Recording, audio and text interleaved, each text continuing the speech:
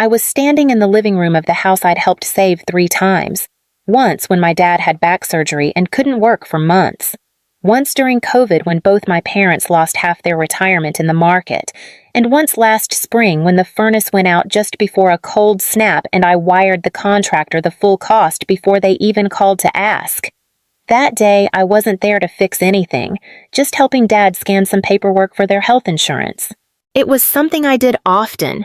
My dad, Gerald, never quite figured out the printer-scanner combo even after 10 years.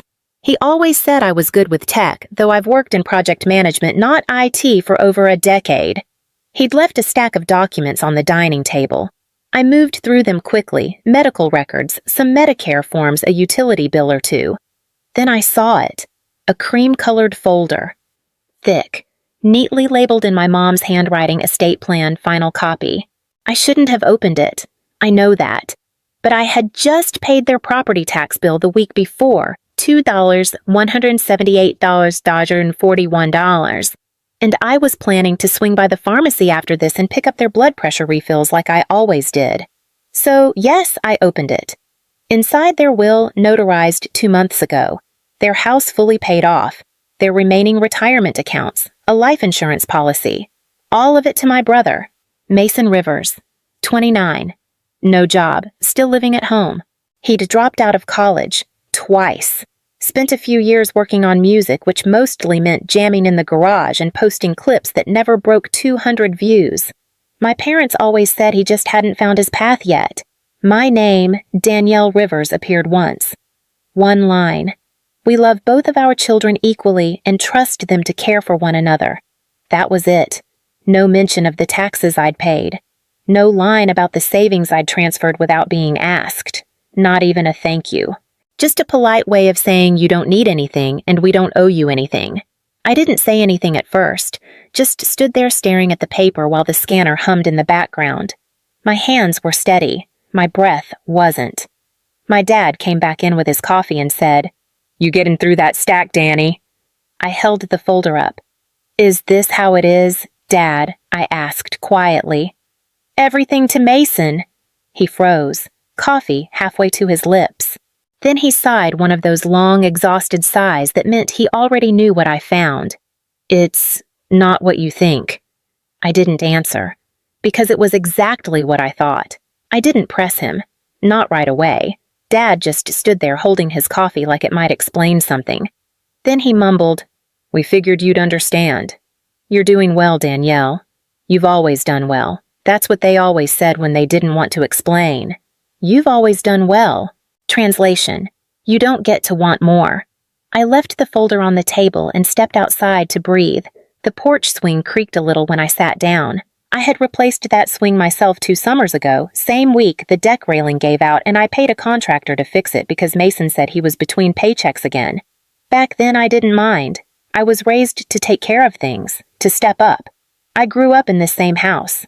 Shared a room with Mason until I was 13 when Dad finally finished the basement. I still remember the day we painted the walls blue together, Dad, Mason, and I. Mom brought us lemonade and said, "Look at our little team." Some team. I stayed in Nashville after college because Mom said she couldn't sleep when I was too far away.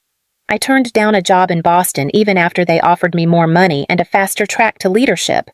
I told myself family mattered more. They never asked me to sacrifice. They just never told me it wasn't required. There were the little things paying for their car insurance when they were short buying them groceries when the SNAP renewal got delayed, calling the credit card company when the late fees hit. And the big things like wiring $11,000 from my savings to catch them up on the mortgage 4 years ago. I did it without question. I just wanted them to feel safe, secure, not worried. And now, after all of that, I was a footnote. I sat on that porch swing staring at the old oak tree across the yard. Mason carved his initials into it once.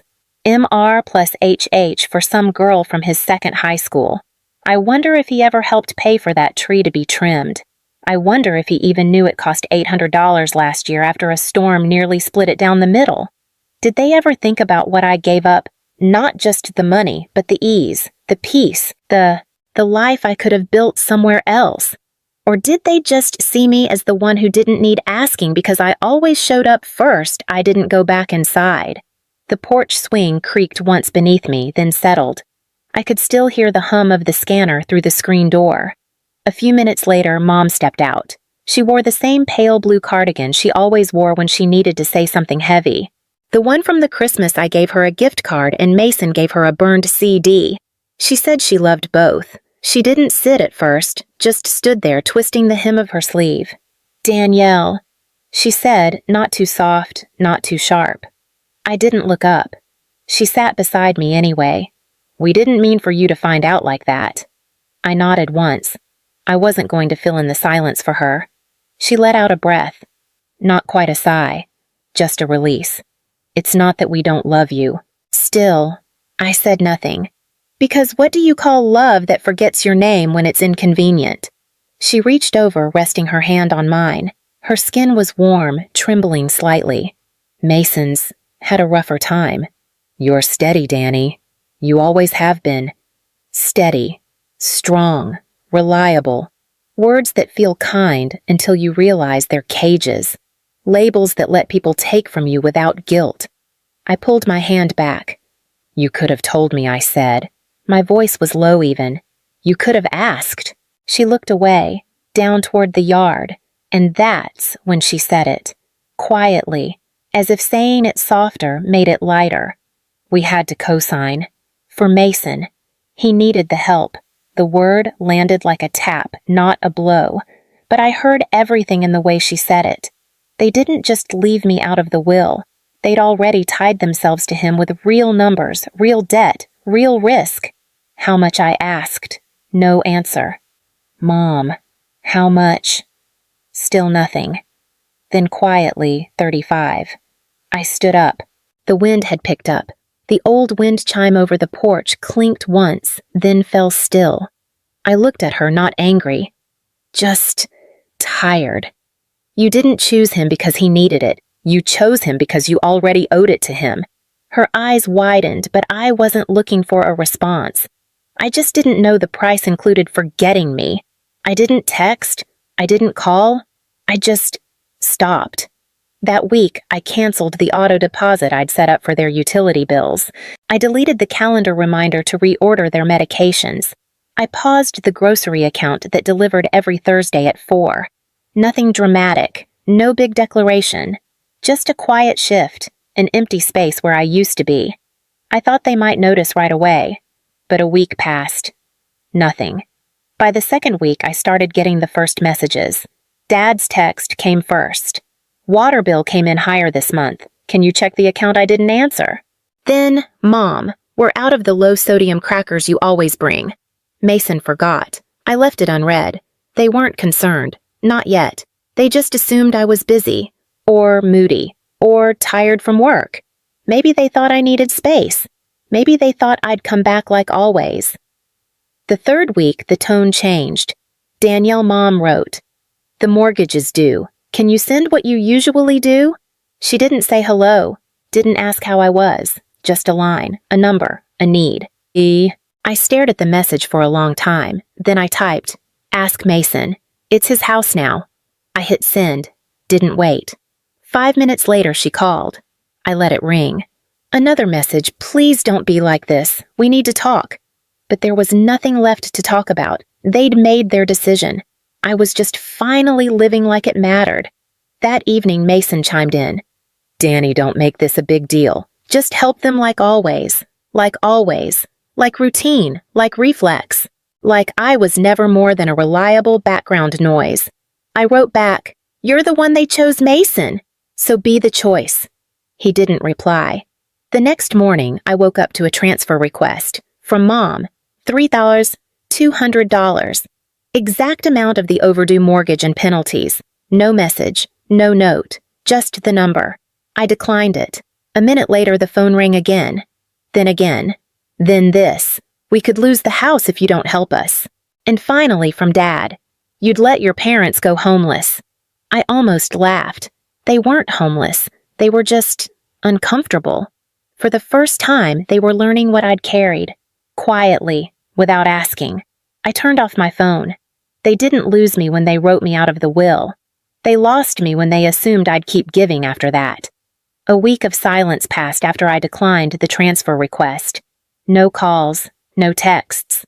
It was the quietest I'd known them to be in years, and somehow that felt louder than the begging. I started sleeping better, waking without checking my phone, cooking for myself and no one else. But silence never lasts in my family, not when there's blame to pass. The first sign was a voicemail from Aunt Lori. She rarely called me, always said she didn't want to get in the middle of family things. But that morning her message said, "I'm not taking sides, honey, but your mom's worried sick. Maybe just talk to them." That's when I knew they'd started talking, to other people. I checked Facebook. It didn't take long to find it. A photo of the front porch. A caption that read, "We gave everything to our children." But sometimes giving isn't enough. Dozens of likes. A few concerned comments. One from Mason. Some people think family is about money. They forget it's about showing up. I closed the app. Not angry, just hollow. They weren't just disappointed. They were rewriting the story, turning me from caretaker into villain because I'd stopped showing up to be used. The next afternoon, an envelope showed up at my apartment. Plain. No return address. Inside a foreclosure notice. Copy only. Not addressed to me, but I knew the house number. I sat with it for a moment, stared at the paper, then flipped it over and wrote on the back, "Maybe you should have left it to someone who could manage it." I didn't send it. Instead, I checked the county site. Their property was officially listed as at risk, behind on payments, no buffer left. They'd burned through the savings, probably trying to keep up appearances, maybe hoping I'd cave before things got real. Mason had spent it all the money they left to him for security, for stability, for his future. Gone. There was a time I would have stepped in, called the bank, negotiated a grace period, moved funds around. But now I poured myself a glass of water, sat at the kitchen table, and let the house fall without me. Sometimes you don't need to set the fire, you just have to stop carrying the water. It started small. A vague post from Mom with a sunflower emoji, a photo of her and Dad smiling on the porch. We raised them with love. We did our best, but sometimes love isn't enough. No names, no direct accusations, but I knew what it was. So did anyone who knew us. Aunt Trish commented, "You two are such amazing parents. You deserve better." Dad followed a day later, a longer post, less subtle. "We gave everything to our children. Time, money, love. We thought we raised them right, but in the end, you can't control who turns their back on you." He tagged me. No call, no message. Just a post for everyone to see. I didn't respond. I watched it grow. Dozens of likes. Family friends chiming in, some I hadn't seen since high school. One wrote, "This generation just doesn't understand sacrifice." And then there was Mason. Of course there was Mason. He shared Dad's post with a caption of his own. "Some people only care when they're getting something." I'd give anything to protect Mom and Dad. I guess not everyone sees family that way. I read it twice. Then, once more, the same man who hadn't paid rent in years, who drained every dollar they had left, who watched the house fall apart, was painting himself as the hero. The comments were worse. "You're such a good son. Your sister should be ashamed. They gave her everything. She just wanted more." They didn't know the truth, but they didn't want it either. They wanted a story, and my family gave them one. I might have still said nothing. Let the storm pass. But then I saw her name Kelly, my cousin, the one who once told me, "You're the glue in this family." She liked the post, left a heart emoji. No comment, just that. It hit harder than I expected. Maybe because I thought she knew better. Maybe because I thought she saw me. I closed my laptop, sat in the dark, and for the first time in weeks I felt something break. Not loud, not messy, just a quiet, final click. They weren't just rewriting the story. They were erasing me from it. They came on a Thursday. I should have expected it. The texts hadn't worked. The money requests had been ignored. The guilt had gone stale. So they showed up. The front desk called at 10:42 a.m. "Ms. Rivers, your parents are here, and a man who says he's your brother." I stood in the hallway outside my office, staring at the floor tiles while she kept talking. They're asking to come up, said it's urgent. I took a slow breath. Please tell them I'm not available and that they're not expected. A pause. They said they'll wait. I nodded, though no one could see it. Then let them. 20 minutes later, my phone buzzed. A text from Mom. We're downstairs. Open the door. Another. We're not leaving until we talk to you. I didn't rush. I finished the meeting I was in, answered 2 emails, then walked downstairs. They were by the building entry, standing too close together like they'd rehearsed it. Dad stiffened upright like he was holding in a lecture. Mom clutched her purse in both hands, eyes scanning. Mason looked like he'd rather be anywhere else. They all turned when I stepped through the door. No one spoke right away. I stayed where I was, arms crossed, calm. Danielle Mom said, her voice already on edge. We need to talk. I looked at her, then past her. The street was quiet. A delivery van rumbled by in the distance. I didn't answer. Dad cleared his throat. You'd really let us lose the house over this. I let the words sit. Then, you really thought I wouldn't. He opened his mouth, but I cut him off. You left me out. You handed everything to Mason. Now you're here asking for the same support I gave for years without question. No one responded. Mom stepped forward, voice softer now. We thought you'd understand. You've always been strong. I nodded. You used that as an excuse to forget me. Mason finally muttered something. I didn't catch it all, something about not asking for any of this. But you took it, I said. He looked away. Dad's hands were on his hips now, impatient. We fed you, raised you. You owe us something. I almost laughed. I paid that debt. Every month, every year. And you erased me anyway. Mom's lip trembled. We didn't mean to hurt you. I took one step closer. Then why did you wait for me to disappear before realizing I was the one holding it all up? They said nothing. Mason reached for the door. I held up a hand. Don't. You're not coming up. You're not coming in. I won't be your answer this time. No yelling. No scene. Just stillness. They stood there. 3 people who once called themselves my family. And I was done trying to be seen by people who only looked when they needed something. They didn't lose me when they changed the will. They lost me when they believed I'd never walk away. I didn't block their numbers. I didn't need to. The silence I gave them was louder than anything they could shout back. They texted for a while. Mom tried soft words. Dad went colder, blaming, demanding. Mason stayed mostly quiet, just one last message. You think this makes you better? Walking away. I didn't answer. A few days later, I took a walk. No purpose, just movement. My path, without meaning to, curved past the neighborhood where I grew up. The old street looked the same, cracked sidewalk, a half-painted fence. But the house, a for sale sign on the lawn, faded shutters, dying grass. I stood on the sidewalk and looked at it. The porch light was off. The swing I fixed was gone. So was the hanging wind chime. I didn't move closer. I didn't need to see inside to know what had collapsed. That house never kept me. I kept it. And now it was someone else's problem. As I turned to leave, my phone buzzed in my pocket. Once. Then again.